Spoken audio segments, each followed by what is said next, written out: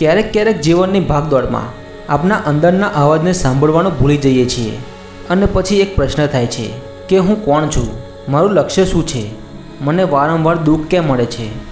ત્યારે જ શ્રી કૃષ્ણનો જવાબ શાંત સંદેશ તરીકે હૃદયના ઊંડાણમાંથી આવે છે કે તું આત્મા છે. આ શરીર, આ દુઃખ સુખ બધું ક્ષણિક છે, પરંતુ તું અવિનાશી છે, અજર છે, અમર છે.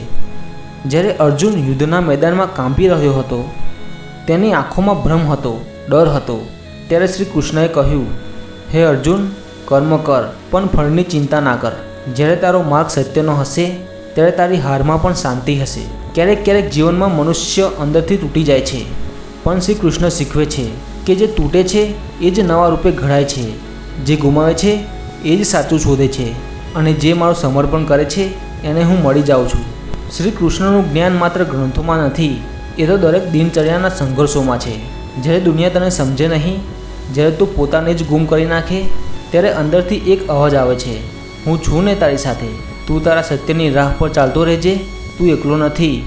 તારી આંખમાંથી વહેલા દરેક આંસુનો, દરેક ઘાવનો કંઈક ને કંઈક અર્થ છે. દુઃખ તને અંદરથી ચમકાવવા માટે આવે છે. તું જેને અંત માને છે ને, ખરેખર એ જ તારા માટે નવી શરૂઆત છે.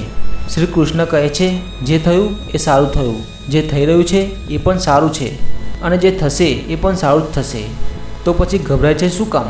શ્રી કૃષ્ણનો હાથ પકડ અને ચિંતા છોડી દે, કારણ કે જ્યારે તું થાકી જઈશ ત્યારે શ્રી કૃષ્ણ પોતે તારા જીવનના રથને હાંકવા માટે સારથી બનીને આવશે. જય શ્રી કૃષ્ણ.